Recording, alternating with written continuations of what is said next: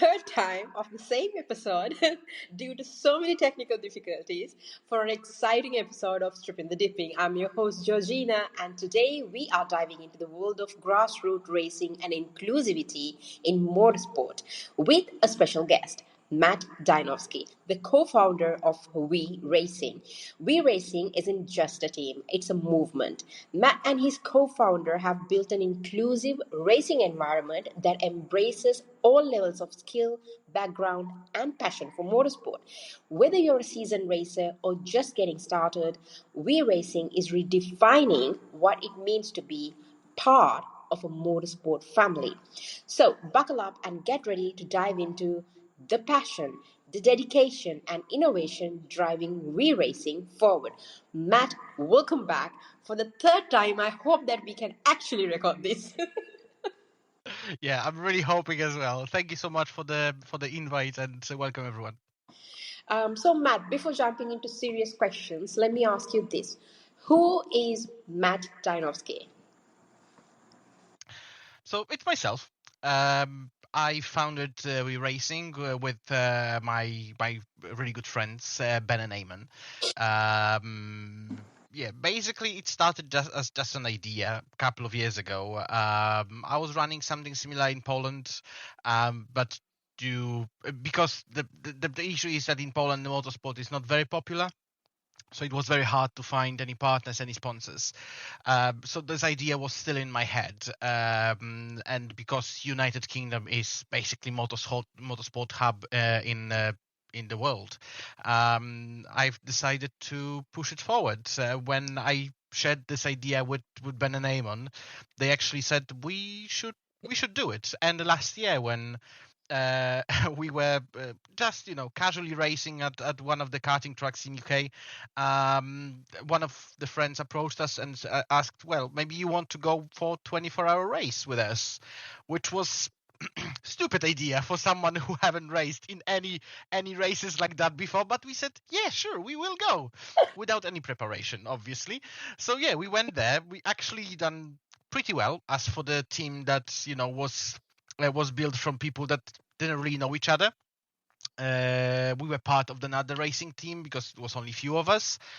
And because we are already involved and put so much time into it, we decided to push it forward. And well, since October last year, it's growing uncontrollably. So it will be a shame to stop it now. And yeah, right now I'm losing time basically to make sure that everything is working as it should. But yeah, it's really fun. It's really fun running racing. I have fantastic drivers. I have fantastic people in the team. So yeah, we really like a small family. So, what's your first motorsport memory that led into this whole career path? Yeah, well, it was over 20 years ago when I was on holidays with my grandparents.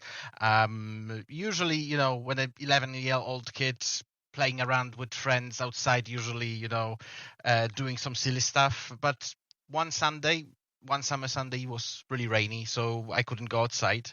Well, I could, but I'm not sure if I will come back dry. So yeah, let's say I wasn't allowed to go outside. And well, I was just jumping through the channels on TV, and I found this really shiny, quick cars that I was just hypnotized. So yeah, I was hooked since then. You got mesmerized by a car. Yeah, exactly.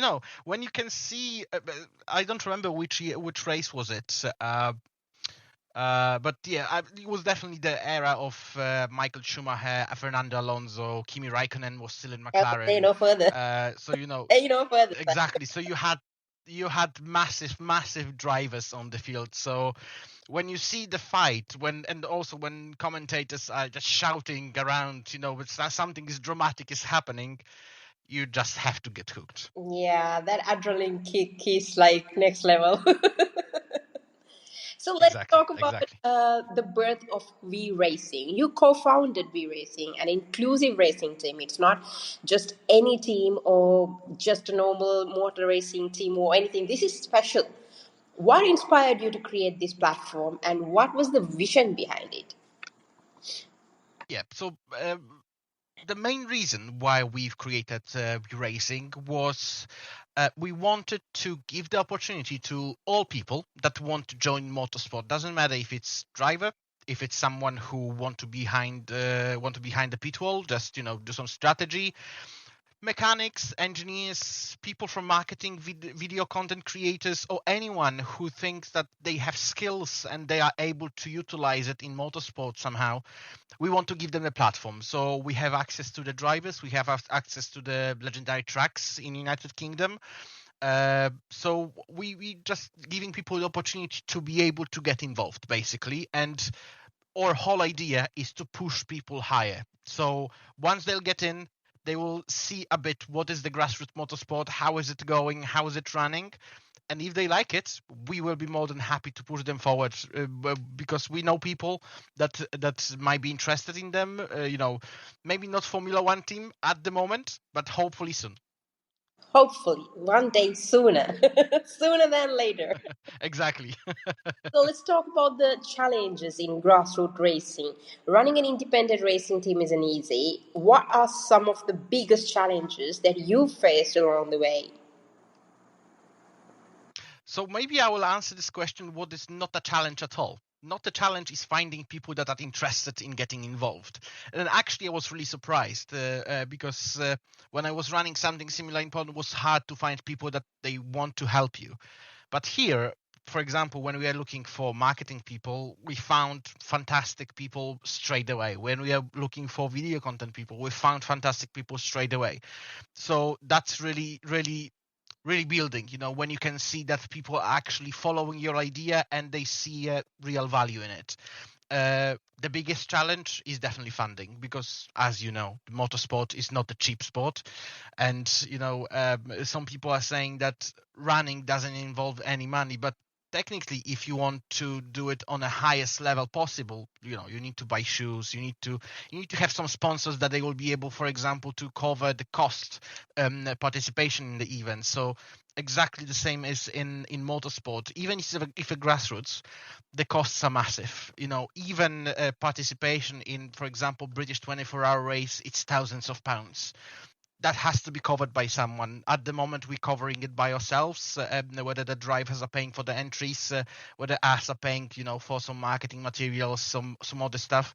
It's all coming from our pocket at the moment. But definitely the hardest is to find the funding and sponsors that will see your idea as valuable.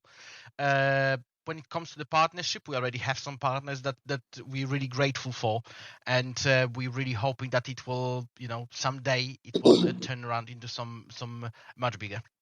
But you see, now, as I was telling you earlier before we start the whole recording, that what we do here in Sri Lanka, at least in UK, Matt, this is actually a positive point for you. They see the value of doing it, and it's a matter of time that you get the funding and all that, which comes down to marketing. But here, when we start Absolutely. something like this, they don't see the value of it because they just want to keep on limiting it to keep it within their circle and not let anybody else, regardless their talent, to give them the opportunity and get into the motorsport industry as an industry. And for them also, they are eating each other's heads as well. So that's a that's a separate unfortunate part. But I know this burden. Absolutely know this. but it's not easy what you're doing because you're trying to bring change, and whenever people see change, they first of all start running away, and then they start barking at it because they don't recognize it. And once it all goes away, they start yielding it down and saying it, yes, Hail Mary for that. So I'm pretty sure that's going to take place for you as well super soon. But just keep on pushing because I love the whole concept, because that's what we are trying to do it here in Sri Lanka for majority of general audience to get into the industry and for them to know that there's an opportunity to do it and all that. So that's remarkable. You call your project We Racing, and we call it here Girls on Wheels, because we wanted to give the opportunity for the girls first and get them into the whole industry. But I'm pretty sure in the future we can do something definitely together as well. And also, I really want to see V racing thriving up because I love the concept behind it. So, let's talk about the inclusivity in motorsport. Inclusivity is a key part of V racing's identity. Why do you think motorsport needs more diverse and accessible opportunities? Yeah, I think it's really important from the current point of view and see what's happening in the world. Um, because obviously motorsport is very male dominated sport and usually male dominated with money. When 20 years ago the pure talent was enough to get into Formula One, now we can see examples where people even struggling to, even if they're struggling to get funding, it's very difficult for them to get into higher series of motorsport. I can see it from my ambassador driver's perspective, Daniela Sutton, that she is, when you don't have funding, it's very hard to get to the higher series of racing. Even if it's Formula 4, you may think that it's not very significant series somewhere in the world, but actually sometimes people are spending millions of pounds to be able to get into the series. So that's why we want to make sure that people that we are bringing, they have a talent, but we are backing them with our marketing, with our support, so they will be able to get this funding and then get to the dream series that they want to drive in. Doesn't matter which background you're coming from. Doesn't matter how much money you have. Doesn't matter of your gender, color of your skin. We just want to help you if you're interested in making change in motorsport. I mean, regardless your gender, where you're coming from, what matters is your talent. And majority of the talent is getting wasted because they don't have the funding to pursue it.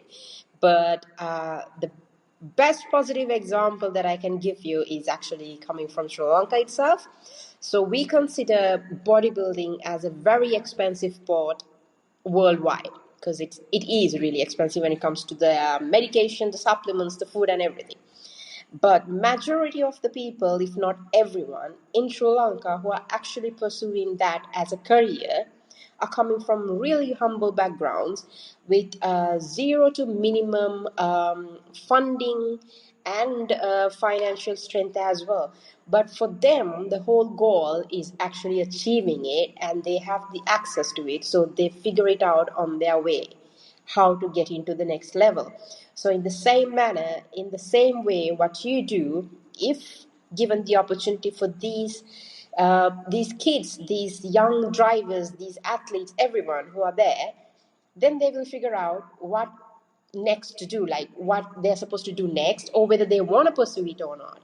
But giving them the opportunity first is really important for them to figure themselves out as well. So it's really important that the work that you're doing as well. So let's get back into your personal life. Memorable races and competitions. What has been your most memorable race or competition so far? Any moments that have stood out as career highlights? So there's a couple of things. Obviously, there is a couple of events that they're very memorable. Well, there's the one that I was posting about quite recently on my LinkedIn. When, well, I crossed the line being first, and it's very difficult when preparing for the podium, celebrating with your team. Everyone is happy, and just before you get in the podium, you're finding out you got the penalty, Oh, and you're actually not the first one, you're the second. So yeah, whoever will join and look at my LinkedIn, you will see how I look like. Basically, there was no tears, but well, I was definitely gutted. listen, But listen. when I was Let, run, let me interrupt you, Matt. You're better with, yeah. okay? It's not like a double disqualification, so you're better with that, Matt. Yeah, exactly. Yeah, but another one is definitely one of the races with my team in Poland when we basically lapped everyone. We were so dominating in the race. It was 4 hours endurance race when we literally lapped everyone. We finished before everyone at least a lap. So that was definitely memorable. We starting our season tomorrow. We're racing first full season. So we are hoping that will bring even more memories and even more significant races and events this year. And more to talk then, definitely towards. Exactly. Yeah. Exactly. So, future of V Racing. Where do you see V Racing in the next few years, between 5 to 10 years, and any big goals or upcoming projects that you're excited about? Well, obviously, I would like to see we racing in Formula One, but we know how difficult it is. We've seen so many teams were trying to get into the Formula One, and there's only one who succeeded recently, which is Cadillac. So, and also they had to pay massive amounts of money A map. for the Oh, teams for the Formula One. Well, if we will get this kind of funding, I'll be more than happy to join the field. But well, we have to be realistic. What we want to do, we want to keep up with our project, with our idea. We want to make sure we are still giving opportunities. We still give the young, but not only young, because we're not focusing on age.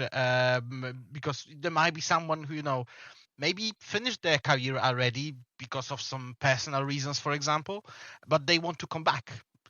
Even 40, 50 years of age, you're still able to do it. We we have really good examples. For example, Gabriel Tarquini, who was racing in BTCC, I believe, or World Touring Car Championship as well.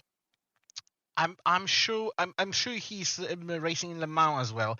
He's about 70 at the moment, and he's fantastic. So age is not the obstacle either. But what I want to do, I want to still give the opportunities. But I hope that we racing will be big enough that we will be able to give everyone who want to get into the motorsport, but also we will be recognized enough that people will know that we bring in good people into the motorsport. I mean, definitely, it's not just about making money or a name. It's about building the next generation to keep up with this industry so that it grows as well. Because Yeah. something that I keep on saying is limiting a sport is not called growth. You can't limit a sport and then make it grow, because limiting isn't gonna work out. So yeah, so let's talk about sim racing versus the real racing. Sim racing is becoming a huge part of motorsport. Do you think it's a viable stepping stone into real racing, and how does we racing integrate sim racing into its programs? Well, answering this question, I will point out on my sim racing rig Yeah. that I use time to time.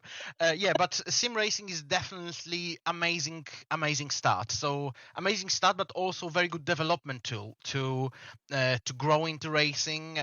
Well, I have drivers who are using sim racing, to be able to train themselves, to be able to practice. You don't really have to race or practice on the tracks in the sim racing that you're racing on in real life. Even the racecraft, being able to prepare yourself, like how to brake, how to apply the throttle, and how to turn as well, because sometimes different cars, different go-karts even have completely different way how you steer them and how you want to exit the turn, for example. So definitely, sim racing is something that is growing. Sim racing that is something that is important. We've seen even with Max Verstappen, he was able to win the race in F1 and then win another race in sim racing in the same day. That's ridiculous. That's But absolutely. Yeah. it only shows how dedicated those people are and how useful it is in a real racing. Yeah, I mean, I've spoken to Michael Yao before, and he was talking about how people are actually not seeing what sort of a bigger industry esport is now, and what sort of occupations, the varieties of occupations within the sport itself that it offers to the community as well. So there's a huge opportunity in that area as well, which we failed to see actually. Unfortunately, majority of the people failed to see that. But now I think it's also breaking out. It got its own breakthrough right now, and it's coming out as well. So, and majority of the drivers who are in Formula One and other series also do all these sim racings, and they try to even the junior formulas. They try to get their drivers into the sim racing, and test out the. For example, I saw this video. I can't remember which driver it was. So basically, that formula isn't actually racing in Chinese GP, but they are doing it in sim racing so that these drivers get used to these circuits. In the future, it'll help them as well. So yes, absolutely. And are you a good sim racer? Well, I would like to think so, but I know they're quicker drivers. Obviously, I'm doing it very casually. Well, let's say my quick time. I'm not practicing much because I'm mostly focusing on operations of racing, and making sure my drivers has the best opportunity to grow and to get the best results. But I'm doing it time to time. I like to do it because it's very relaxing as well. Okay, so we've spoken about this funding and the sponsorship support, how important it is, and what sort of challenges it is, and we've spoken about it over and over again. But how does V Racing as a team navigate sponsorships and financial challenges? So in racing, we want to build the relationships. We we're not really interested in one-off payments because it's not helping anyone. It's not helping us really, even if it's a short term. Usually, even £1,000 or £2,000 in motorsport, it's gone like that. So even if it's very short term, it's not helping us in the long term. As I said, we want to build a community and we want to build long relationships with sponsors and partners. So we want to make sure that we are gaining on it as the team, but also sponsors are gaining on it as the entity. So they're not losing money on it, basically. Yeah, because every single person who's gonna come in the future and who is there also, they are expecting a some certain ROI for them, so they Exactly. get into it to get it. Just recently today, I think on LinkedIn, I saw a post regarding the loyalty between Red Bull and Max, and I actually commented saying that in business the loyalty is like a cutting edge knife, like a knife with cutting both sides, the cutting edges, because it depends on what you give and what you get. So if you don't get what you're expecting, then that loyalty is done deal. That's how the business works.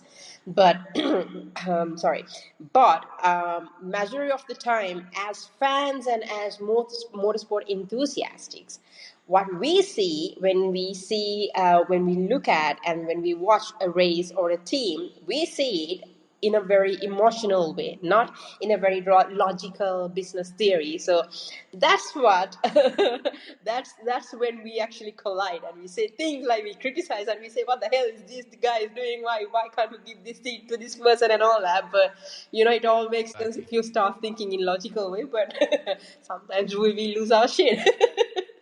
Yeah, we also have to remember that racing is business, as you said. So if someone is not delivering, the result of that is only one. And if you're going into the motorsport, you have to understand that. If you don't understand that and you have problems with that, then maybe no motorsport is not the niche for you, because simply it will just chew you up and spit you out in the first available opportunity. Exactly. So, do you have, as a person, as a youngster, as a young entrepreneur who's actually pursuing a business in the industry itself, do you have any advices for the upcoming racers who are aspiring racers who are willing to get into this industry and who are willing to get into other occupations within the industry except for racers as well? Like for everyone, Uh, what would you like to say? yeah. First of all, uh, don't be afraid to share your ideas. If you have an idea in your mind or you have something cool that you can bring into the motorsport, just do it. Even if you don't know people, go on LinkedIn, find the people in your area that are involved in it. Go on a local karting track, go on a couple of races because most of the tracks, they have some kind of leagues or championships or anything like that. Go on a couple of races like that. Just talk with people. If you're a photographer, for example, go and ask the track if they are happy with you to take a couple of shots. For if you photographer again, if you see cool car on the street, just ask the owner, can I take a couple of cool pictures of you? Like we've seen on TikTok many examples of that, and it works. That's the first one. The second one, just keep going. Even if the first time, second time, or even the 20th time you're not successful with your ideas or with your with what you want to bring into motorsport, just keep doing it, because there will be a time at one point that someone will be interested and they will say, yes, let's do it together. Yeah. If you don't ask the question, the answer will always be no. Exactly. So if you will never try, you will never know if you'll succeed. Yeah, definitely. So, how do you see the grassroots racing scene evolving in the UK? Are there areas where the sport can improve? Oh, absolutely. There's always room for improvement, especially in motorsport, because we know the main, uh, let's say, indication if you are good or not is just a stopwatch, nothing else. So yeah, just keep doing it. Just do it what you can, and make sure that you are the best as you can be at this time. So let's get back to the season of Formula One 2025, which is bloody crazy. It's bloody mental. You look at it, you're like, huh? Because on in Australia, the Australian GP was very chaotic, but it was very fun to watch. And then came Chinese Grand Prix, and it was very boring. But the drama came after they finished the race, so that was interesting. So, tell me your predictions for 2025, and tell me your prediction for Japanese GP. What can we actually predict? So you said the Chinese Grand Prix was very boring, but well, for me, every single race is interesting. Like as I said, I'm watching those races for 20 years already, and I can find bits in even in boring races that are interesting. I can understand that people may think that if there's no action on the track, or people are not overtaking each other, it might be boring, and I completely understand that. Yeah. But there's also For multiple me, layers beneath that. yeah, for me, this time the Chinese GP was like more of an upgraded version of Monaco GP, because majority of the people who started the whole race, they did all the strategies in the world just to stay where they started. That was the interesting part. Yeah. Yeah, exactly. Yeah, and I understand why it could be boring. When it comes to the predictions, well, I always told anyone, don't even try go and to booking shop or anything like that to bet on anything in motorsport, because you may think that Max Verstappen, for example, in 2023 will win every single race, but there's one thing that could go wrong. For example, engine will blow up, puncture, or whatever, and there's so many variables that you're not able to predict. But I would love to see Lewis winning this season as the championship. I think this will be amazing to see him winning in Ferrari, because I'm Ferrari fan as well, and he showing his 8th title, that would be fantastic. But realistically, I think it will be McLaren. Yeah, they're having a jet, not a car. They're having a jet, a Yeah, spaceship at the moment. But exactly. who would you pick between Oscar and Lando? For me, I'm gonna pick with Oscar, but I'm not quite sure what it will be when it comes to the team. Um, well, I would love to see Oscar winning, but I would love to see Lando winning as well. The main problem they have fantastic drivers, and they both very quick. The main problem Zach will have is to keep them cool, to Yeah, make sure that they will avoid the situation like Mercedes had in 2016 with Nico Rosberg Nico and and Lewis Loris. Hamilton, Yeah. when it come basically bad. People were seeing it as they hate each other when they were best friends since karting. So it wasn't the best outcome. So I'm really hoping to see that they will keep it as it is right now, and at the end of the season they will congratulate whoever will win. Yeah, that's definitely. So you said that you've been watching Formula One for 20 years now. and you see Yeah, that's my 20th season. every race there's something interesting for you. So which season, this is like out of all the questions that I'm asking, which season in your knowledge, in according to your experience, was the best so far? 2008. I know it's very long ago, but was the best season. It was Lewis's first title. It was also when Polish driver won the first Formula One race, so that was super exciting. The fight, the fight for the title was until the last corner of the last race of the season. So that was something. Well, even now I'm talking about. I have, shivers on my on my hands. So that's definitely the season to watch. But there was a couple of seasons after that that they were worth as well, like 2012 as well, when in the first 7 races we had 7 different winners. But every single season has the race that was phenomenal. Every single one, and I'm sure if there are any F1 fans, I'm sure they are, F1 fans watching it, I'm sure they will be able to bring one race from each season that basically, knock them out. Yeah, that's going to be crazy. So before we actually move into the fun questions, are there any final words that you would like to say? Well, I said that before, but if you have idea that you would like to get involved in motorsport and you have some skills that you think that you might utilize, even if you think that it's not nobody will be interested, just try. For example, when I was 17, at 1 year, I was so determined to get the autographs of the drivers.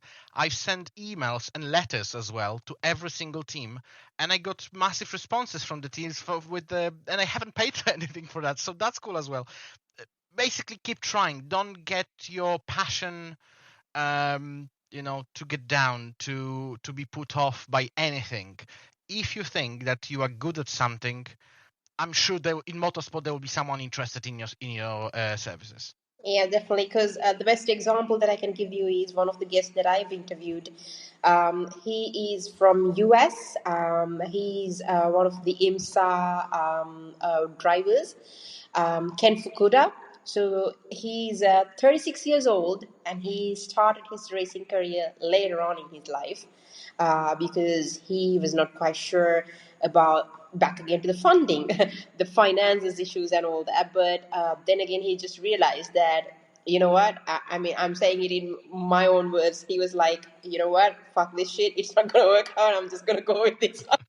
So it was something like that for him as well. So he realized it, that following his passion was the thing that he needs to go and do it, regardless whatever it is. Take the risk and go do it.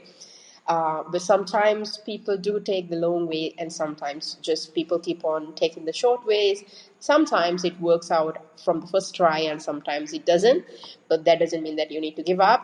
Yeah, Like the saying goes, your goal has to be the goal, but the paths can be different. But the goal needs to be there, and you can choose whatever the path. If one path is not leading into it, then take a different path, and that's it. absolutely. Your dream, if you dream about something, don't just keep going, because your dreams might do the massive things. Sometimes you may think miracle miracle can come in, and you may think that something is impossible for you to do. But sometimes, even one simple situation or one simple contact or one simple conversation with someone can turn around everything. So just keep trying. Yeah. So let's get back into the fun questions. This is like the classic question that we've been asking for 4 years now. This podcast has been here for 4 years, and we're still having technical issues. So, sir, I'm pretty sure that you enjoy then and there a decent pizza. Yeah. Yeah, absolutely. I love pizza. So, what do you say if you add a little bit of pineapple on the pizza? Is it yay or nay? So at this time, I would like all tifosi to, just close their ears, because I would say I love pineapple on pizza.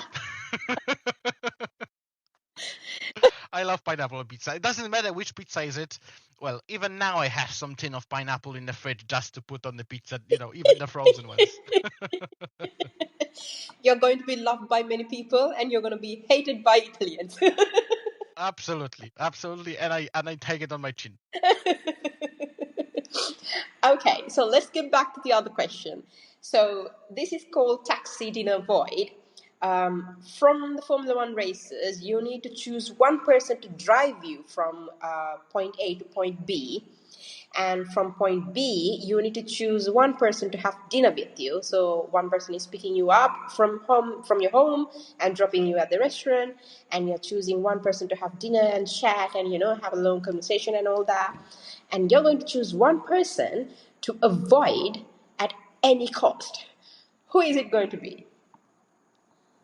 So when it comes to the driver, I would say Kimi Raikkonen, because that's the driver that I was following all the times when he was in Formula One. It's my idol, I can say. I have the suit behind me is a replica of his Lotus suit from 2012. I also have his autographs. So definitely Kimi Raikkonen. We may or not have a cool chat, depends of his mood. When it comes to the dinner, I would like to speak with Lewis Hamilton That and was meet the with him. answer. Well, simply because his involvement in the industry and his involvement in inclusivity and making space for people in the motorsport is just something that never happened before, and I would like to have some insights from that as well. When it comes to avoid, I would say Jos Verstappen. Smart choice. That's definitely a smart choice.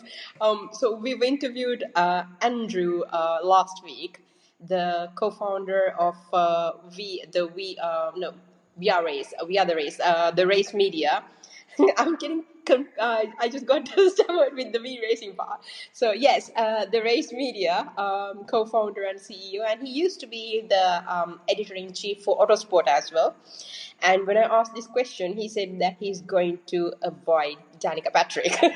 So Well, that's the well. When I'm watching races with my partner, he's saying, well, I don't want to say bad things about anyone, but I think there is very similar approach from different people as well. That she's the woman that talks a lot, but doesn't really give any value into the conversation. makes sense at all. Yeah, I've heard that, and I've seen lots of tweets regarding that as well. So Yeah. yeah. So if you were a sandwich, Sarah, what? How would you describe your sandwich? Like, what would you call it, and what would be in it? So I will give you some anecdote. When I moved to UK, I was always thinking that sandwiches are one thing. I come from Poland in 2018. But well, that was a big shock when I come to UK and I realized that actual sandwich is two pieces of bread, one bread, then some ham, cheese or whatever, Yeah. and then another piece of ham. But in Poland, we have only one piece of bread. So we have one piece of bread, then ham, cheese, some vegetables, etc., and that's the sandwich. Oh wow. So I would call it a Polish sandwich. Yes, definitely. We'll go with the Polish sandwich. So what put it in? So I love pickles, any kind of pickles. Well, Poland is really, really famous from very different kind of pickles. We pickling every single vegetable, I think, and I love them. I love ham. I love some patty. I love cheese. So well, I'm not really fussy. So I would put anything in a sandwich. Everything goes. It's a everything in Polish sandwich. Yes, exactly. So if you have a dream race track, if you could race on any of the tracks in the world, which one would it be and why? So I really loved. It's not in the F1 calendar anymore, but French Manicure. It's fantastic track. I love how it drives. I love how it's very smooth when it comes. When you're driving, all the corners are coming predictable, but it's also very quick. There's a lot of opportunities to overtake as well. It's really shame that it's not on the track anymore. When the French GP was coming back a couple of years ago, I was really hoping that it will be there. It wasn't, unfortunately. I think we would have much better racing at Manicure than Paul Ricard. Okay, so one rule that you would actually change in racing if you had the power, what would the motorsport rule that you would like to change?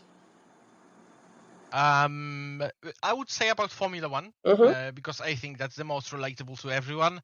But I would completely scrap the limitations of engines, ERSs, and gearboxes, because I understand it's costly. But in the same time, giving a penalties that are so stupid that you're getting like 40 places back, what's the point even? Like you won't get further than 20th on the grid or pit lane starts. So what's the even point of giving even more penalties? I think it's stupid, but I understand. Well, now we have a cost cap, so I think everything should be within this cost cap. Doesn't matter how many engines you will use. So if you want to use 10 engines, go for it. But obviously, it will be within the cost cap, so you cannot exceed it. So I think that's the best idea. Or 10 beef patties and barbecue evenings. Yeah, exactly. So, if you were to name a movie regarding motorsports, but it has to be a combination of the color of your t-shirt or what you're wearing now, which is actually white, I can see, the dessert that you ate a while ago, what would be the name? It will be white fruit salad, Oh, which bloody is hell. oxymoron. Yeah, but it will be white fruit salad. So I'm yeah, I sure think it what sounds really cool. that name is sort of making sense if it would have been if we were talking about Formula One in the 80s, white fruit salad. Yeah, exactly. I mean, it totally makes sense. So, in an alternate reality, if you were not working in motorsport, then what would you be doing? Well, I really like interaction with people. I really like talking with people. I like helping them as well. I spend most of my life in a customer service as well on my daily job. I like when the things are running smoothly, so operations in any way. But yeah, I really love how people, I really love when people appreciate what you're doing to them, even if it's a simple thing. But some people, for example, are not very computer literate. So even if you're doing simple things for them, they're so appreciative and so grateful what you're doing to them. So I would definitely stick with that. That's amazing. That's an answer that I would never expect from you. But you know what? I was thinking that you can be a better rugby player. Rugby player. I never played rugby actually. Yeah. Whenever I see your picture on LinkedIn, the profile picture, you definitely look like a rugby player. And I'm like, Yeah, I know I'm built like a rugby player, you look like. absolutely. And When I was asking these questions, I was like thinking, yeah, he should be definitely a rugby player. well, but when it comes to the any team sports, I love playing. Well, I used to play. I don't play anymore. I love handball. It's a very popular sport in Poland. It's something like a rugby, but on a very small field. It's a very very contact sport as well. So, well, for the person of my build, it was quite easy to go through the field. Then it's handball, it is. Yeah. So been an absolute pleasure having you on our podcast. Your passion for making motorsport accessible to everyone is truly amazing and inspiring. To our listeners, make sure to check out We Racing and follow their journey as they continue breaking barriers in motorsports. Please do put out your social handles right now. Tell where they can find you and We Racing. Well, they can find us everywhere, to be fair, except Twitter, X, whatever. But yeah, Facebook, Instagram, Twitter, sorry, no, TikTok, YouTube, LinkedIn as well. You're more than welcome to come to our website, weracing.co.uk, where basically it's our hub when you can find all information about us. Well, we are presented almost everywhere, so yeah, I would really be appreciated if you guys, whoever is listening, will give us a follow and cheer us a bit on our race days. Well, congratulations for tomorrow. I'm pretty sure that you guys will be doing really amazing and great. And thank you so much for joining us today. Thank you so much, Jody. Thank you for the invite. Stay tuned for more exciting episodes of Stripping the Dipping as and always keep the racing spirit alive. We will catch you with the next episode and with a special guest. See you, bye bye. Bye.